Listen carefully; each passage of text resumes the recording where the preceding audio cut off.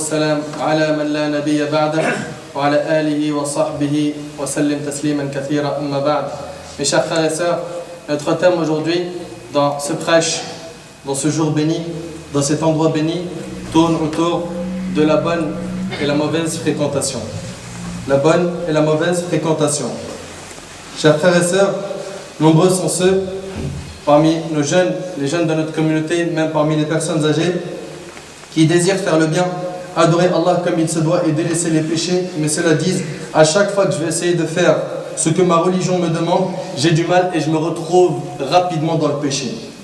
De même que les parents ont peur pour leurs enfants.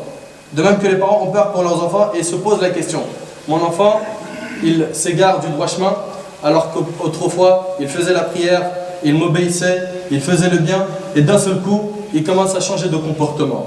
De plus en plus, on a des parents qui se plaignent de leurs enfants car leurs enfants ne les respectent pas, ou bien parce qu'ils ne respectent pas les recommandations et les enseignements de notre religion.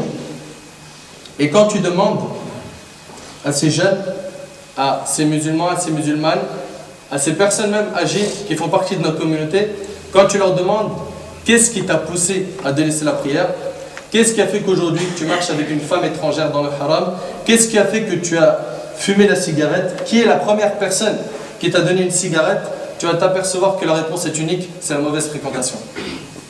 La mauvaise fréquentation a causé beaucoup de tort, beaucoup de mal aux membres de notre communauté. La mauvaise fréquentation. Le prophète alayhi salatu wassalam, comme vous le savez, n'a pas laissé un bien sans nous montrer et il n'a pas laissé un mal sans nous avertir de ce mal. Et il nous a avertis quant à la fréquentation. Dans le hadith qui est rapporté par l'imam Ahmed, le prophète alayhi salatu wassalam a dit, c'est le hadith d'Abi Huraira, le prophète alayhi salatu wassalam a dit, l'homme a la religion de son ami intime. Prenez garde de bien choisir vos amis. L'homme a la religion de son ami intime. Sache que c'est ton meilleur ami. Il est dans la religion, bi'idhnillah, tu seras dans la religion. S'il n'est pas dans la religion, il va te tirer. Car comme le disent les ulama, as-sahib sahib. Le compagnon accompagne. Soit il va t'accompagner dans le chemin de la droiture, soit dans le chemin de l'égarement. Donc, prends en considération cette recommandation prophétique où le prophète alayhi salatu wassalam, il nous dit, prenez garde de bien choisir vos amis. Si ton meilleur ami, il est à la mosquée tout le temps et il fait la prière, tu vas le suivre. Si ton meilleur ami est quelqu'un qui est insouciant et qui délaisse les ordres d'Allah tabaraka wa ta'ala, tu vas le suivre. Si ton meilleur ami est quelqu'un de pervers, de corrompu et qui appelle à la corruption, tu vas le suivre. Et le prophète alayhi salatu wassalam a dit dans le hadith d'Abi Huraira, encore une fois, et c'est rapporté par l'imam al-Bukhari et Muslim, un Nabi alayhi salatu wassalam, il dit, le cas du bon compagnon et du mauvais compagnon ressemble à celui du vendeur de musc, celui qui vend le parfum, et du soufflet, et du souffleur du soufflet, le forgeron. Quant au vendeur de musc, écoute bien ce que tu gagnes du vendeur de musc, soit il vous donne quelque chose du musc, soit vous le lui achetez, ou au moins vous partez ayant éprouvé sa bonne odeur. Ça c'est la bonne compagnie. Le prophète alayhi salatu wassalam, il nous donne une image que la bonne compagnie, elle est semblable à un vendeur de musc. Soit tu vas lui acheter du musc, ou bien le minimum c'est que tu vas profiter de sa bonne odeur. Tu vas repartir avec une bonne odeur sur toi. Par contre, la mauvaise compagnie coûte bien, tandis que le forgeron brûlera vos vêtements ou au moins vous partirez ayant éprouvé son odeur répugnante. C'est une réalité. Quand tu restes avec une mauvaise fréquentation, ils font tout pour te tirer vers le faux, vers l'égarement, vers le péché. Ils font tous leurs efforts pour ça. Et plusieurs d'entre eux sont même tristes de voir que tu fais la prière, de voir que tu t'es rangé, que tu as arrêté de faire telle et telle bêtise, etc. Non, ils veulent que tu restes comme eux. Chers frères et sœurs, la majorité des gens s'égarent du droit chemin à cause de la fréquentation. C'est pour ça qu'Allah tabaraka wa ta'ala a dit au meilleur des hommes, Muhammad sallallahu alayhi wa sallam, fais preuve de patience en restant avec ceux qui invoquent leur Seigneur matin et soir désirant sa face. Allah il ordonne au prophète alayhi salatu wa sallam de rester avec les compagnons, de ne pas délaisser la bonne compagnie, de rester avec les gens qui évoquent Allah matin et soir désirant sa face et que tes yeux ne se détachent point d'eux. Ça c'est un ordre qui a été donné au prophète alayhi salatu wassalam. C'est dans le Coran, dans Surat al-Kahf, Surat 18 verset 28, écoute bien. Et que tes yeux ne se détachent point d'eux en cherchant le faux brillant de la vie sur terre et n'obéis point à celui dont nous avons rendu le cœur inattentif à notre rappel qui poursuit sa passion et dont le comportement est outrancier. Ibn Kathir, rahimahullah, élève de Cheikh l'Islam Ibn Taymiyyah, rahimahullah, a dit que ce verset voulait dire « Reste avec ceux qui invoquent leur Seigneur, le loue, le glorifie matin et soir, qu'il soit riche, pauvre, fort ou faible. » On voit ici qu'Allah, tabaraka ta'ala, en s'adressant à la meilleure créature qui est notre prophète, il lui ordonne de rester avec les compagnons pour leur piété, même s'ils étaient pauvres. Et que tes yeux ne se détachent point d'eux. Ibn Abbas, radiallahu anhu, en commentant ce verset, a dit « Ne les délaisse pas pour d'autres. » Ne les délaisse pas pour d'autres. Attachez-vous donc, chers frères, chères sœurs, à ceux qui, s'ils vous voient en train de faire une adoration, ils vont vous encourager à continuer à la faire. Et s'ils vous voient en train de désobéir à Allah, et wallahi, wala ubarri'u nafsi, je ne m'innocente pas, et vous savez très bien que l'âme est incitatrice au mal, on est tous dans le bateau des pécheurs. Tous sans exception, de celui qui est sur le même bar jusqu'au dernier qui est à côté de la porte. Tous ont fait des péchés. Il faut qu'on se mette d'accord dessus. Tous. Et peu importe les apparences, c'est ce qu'on connaît. Comme science religieuse, on fait tous des péchés. Et on a besoin de personnes qui nous tirent vers le droit chemin. On a besoin de bonne fréquentation. Ne pensez pas, mes frères ainsi que vous, mes sœurs, que parce que vous fréquentez la mosquée régulièrement, que parce que vous avez réussi à délaisser beaucoup de péchés, que parce que, alhamdulillah, maintenant vous avez une apparence sunnah, que ça y est, c'est terminé, c'est gagné. Non, le diable nous attend au tournant. Et parmi les choses qui vont nous renforcer et nous faciliter de surmonter ces épreuves, c'est le fait d'avoir une fréquentation solide. Une fréquentation solide. Omar radiallahu ta'ala anhu a dit, le quatrième calife de l'islam, le deuxième calife de l'islam a dit « L'être humain n'a pas reçu de meilleur après l'islam que la bonne compagnie. » C'est un cadeau d'Allah Azza wa Jal. C'est un grand cadeau que d'avoir une bonne compagnie. Sachez que les compagnons, sont de trois types. Il y a le compagnon qui va t'amener vers le chemin d'Allah, celui-là tu ne le lâches pas. Si Allah subhanahu wa ta'ala te permet d'en trouver un comme ça, ne le lâche pas, reste avec lui tout le temps. Deuxième type de compagnon, c'est celui qui ni fait le bien, ni fait le mal. Il fait quasiment rien. Quoique, en perdant du temps, déjà c'est un mal, un grand mal même. Celui-là, il ne t'appelle pas à faire du bien, ni à faire du mal. Il fait quasiment rien. Celui-là, limite tes rencontres avec lui et essaye, dans la mesure du possible, une fois que tu t'es renforcé, de le tirer avec toi dans le droit chemin. Troisième type de compagnie, c'est la compagnie des mauvaises personnes. C'est ceux qui, quand tu vas rester avec eux, ils vont te rappeler le péché. Ils vont te rappeler peut-être ton passé qui n'était pas totalement blanc, etc., etc. Alors là, ces gens-là vraiment mettent un mur entre toi et eux, tout en gardant quand même un petit lien où tu vas leur serrer la main de temps en temps pour pouvoir, Inch'Allah, un jour les ramener vers le chemin de la droiture par la permission d'Allah Tabaraka wa Ta'ala. Donc ces mauvaises fréquentations-là, tu ne peux pas continuer à les fréquenter et à espérer un changement. Pourquoi? Parce que tu fais des pas en avant et eux, ils te ramènent vers l'arrière. Et on en a plein parmi nos frères et parmi nos sœurs qui n'arrivent pas à choisir ce qu'il veut exactement. Il veut ses amis d'enfance qui sont égarés ou ses amis tout court qui sont égarés et en même temps il veut avancer dans la religion. Mais le problème c'est que tu fais un pas vers l'avant et 10 en arrière avec eux.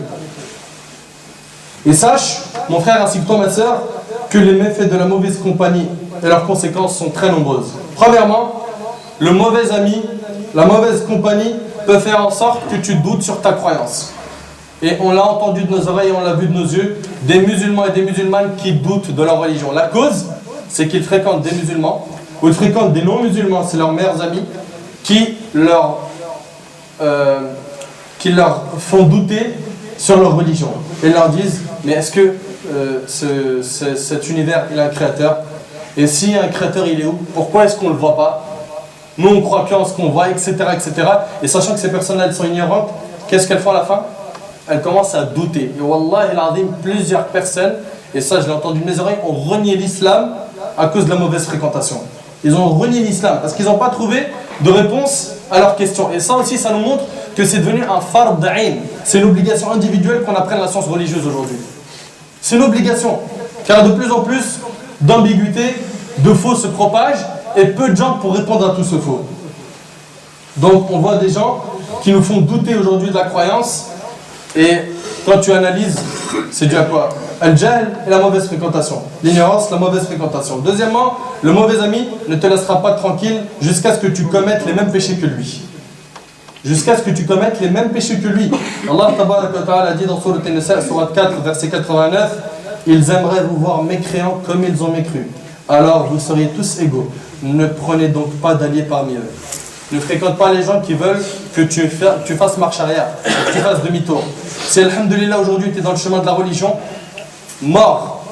Ce chemin-là, ne le lâche pas. Accroche-toi à la sunna à pleines dents. N'abandonne jamais le chemin de la droiture pour le chemin de l'égarement. Troisièmement, le mauvais ami te fera regretter le jour du jugement. Le jour du jugement, celui que tu as fréquenté, là, que tu aimais beaucoup, c'était ton ami d'enfance, mais qui te prenait vers l'insouciance, vers les péchés, vers la transgression, le jour du jugement, tu vas le regretter. Ce n'est pas mes paroles, écoute ce qu'Allah subhanahu wa ta'ala a dit dans la sourate 25, sourate al-Furqan, versets 27 à 29. Le jour où l'injuste se mordra les deux mains et dira « Hélas pour moi, si seulement j'avais suivi chemin avec le messager, si seulement j'avais pris le chemin du prophète alayhi salatu wassalam. » Mais est-ce que ce regret sera utile le jour du jugement? C'est trop tard. T'étais où toute ta vie? T'étais où? T'avais alhamdoulilah la jeunesse, t'avais la force, t'avais la raison, t'avais l'argent, t'avais, et t'as pris un autre chemin que celui du prophète alayhi salatu wassalam. Tu ne récolteras que ce que tu as semé. D'ailleurs, Allah tabaraka wa ta'ala l'a dit dans le hadith al-Qudsi, celui qui le jour du jugement trouve des bonnes actions dans ses registres, qu'il remercie Allah, et celui qui trouve autre chose que cela, qu'il ne blâme que sa propre personne. Ne viens pas blâmer Shaitan, et viens pas blâmer tes amis, dis pas c'est à cause d'un tel, c'est à cause de toi.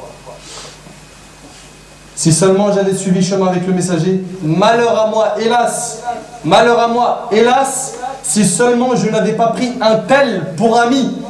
Il m'a en effet égaré loin du rappel, c'est-à-dire du Coran, après qu'il me soit parvenu, et le diable déserte l'homme après l'avoir tenté. Voilà ce que va dire la personne qui a fréquenté de mauvaises personnes. Que ce soit un homme ou une femme, les injustes mordront leurs mains dans le chagrin le jour dernier. Quatrièmement, le mauvais ami sera ton ennemi le jour du jugement. Aujourd'hui, c'est ton meilleur ami, vous faites les 400 coups ensemble, demain, ça sera ton ennemi. Et ce n'est pas mes paroles. Regarde ce qu'Allah subhanahu wa ta'ala dit dans la sourate 43, verset 67. Les amis ce jour-là seront ennemis les uns des autres, excepté les pieux. Est-ce que ton meilleur ami, c'est un pieux?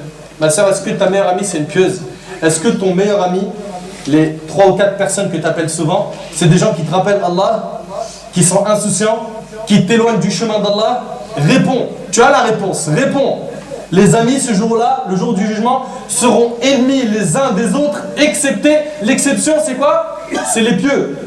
Cinquièmement, le mauvais ami ne te rappellera que les péchés et t'éloignera d'Allah Azza wa Jal. Sixièmement, le mauvais ami peut être la cause de ta mort de la pire des manières, et les histoires à ce sujet, comme vous le savez, sont très nombreuses.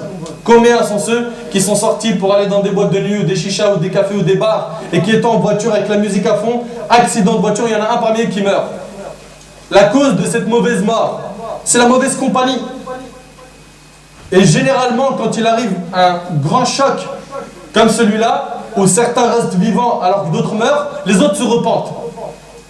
Et lui, miskin, son sort, il est entre les mains d'Allah Azza wa Jal. Bien sûr, nous, on ne va pas dire il va aller en enfer ou il va aller au paradis. Si c'est un musulman, il est sous la volonté divine. Si Allah subhanahu wa ta'ala le souhaite, il le pardonne, et s'il le souhaite, il le châtie. Par contre, la bonne compagnie, si tu fréquentes des gens bien, des gens qui viennent à la mosquée, des gens qui ont de la lumière sur le visage, qui ont, alhamdulillah, la foi, qui eux apprennent le Coran, apprennent l'arabe, qui, parmi nos sœurs, elles ne s'exhibent pas, elles portent un vêtement ample, le hijab de Khadija radiyallahu anha, le hijab de Aïcha radiyallahu anha, etc. Si tu as une bonne fréquentation, tu fréquentes des gens pieux, là, tu es gagnant ici-bas et dans l'au-delà.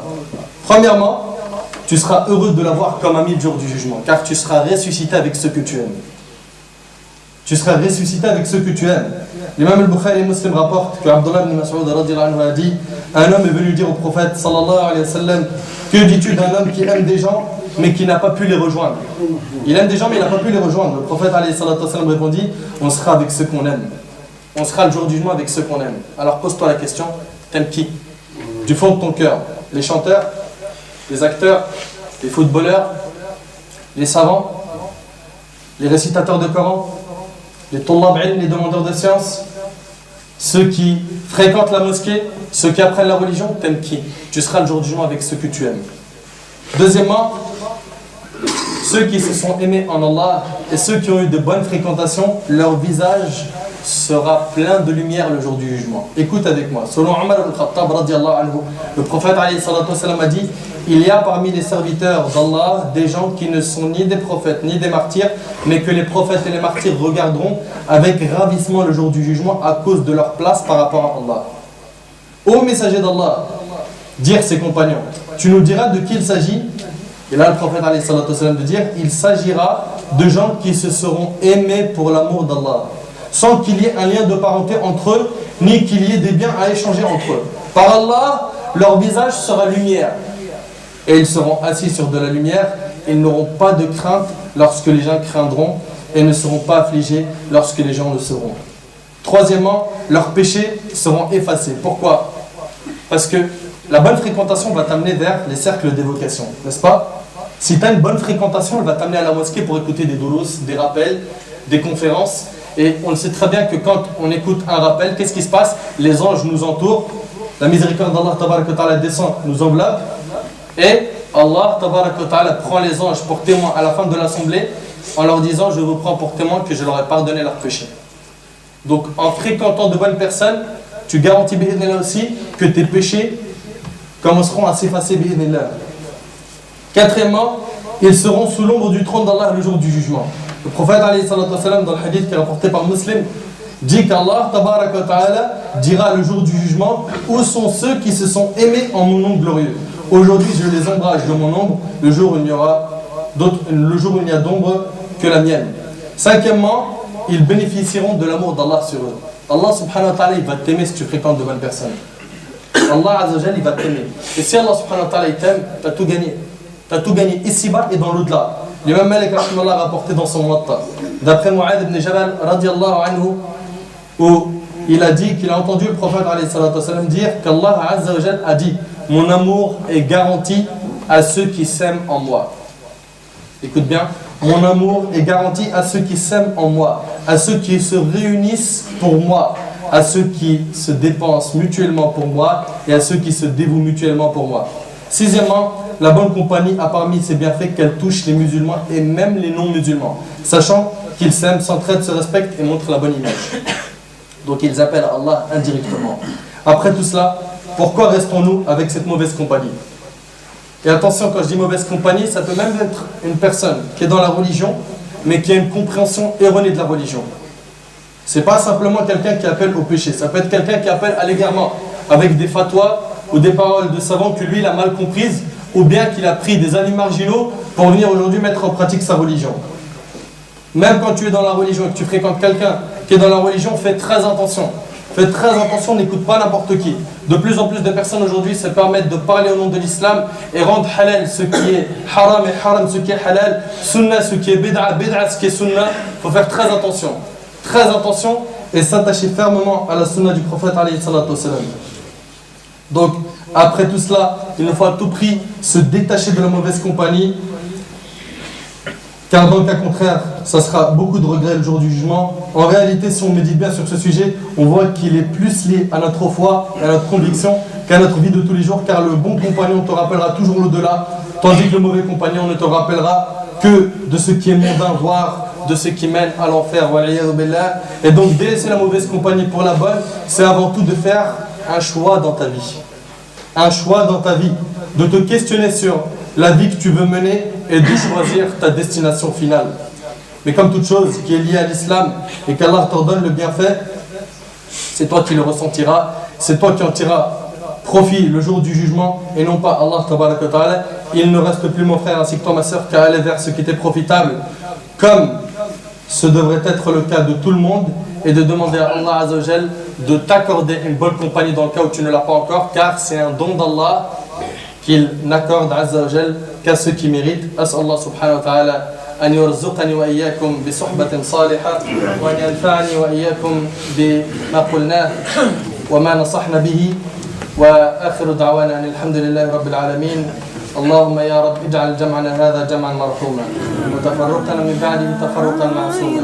اللهم اجعل جمعنا هذا جمعا مرحوما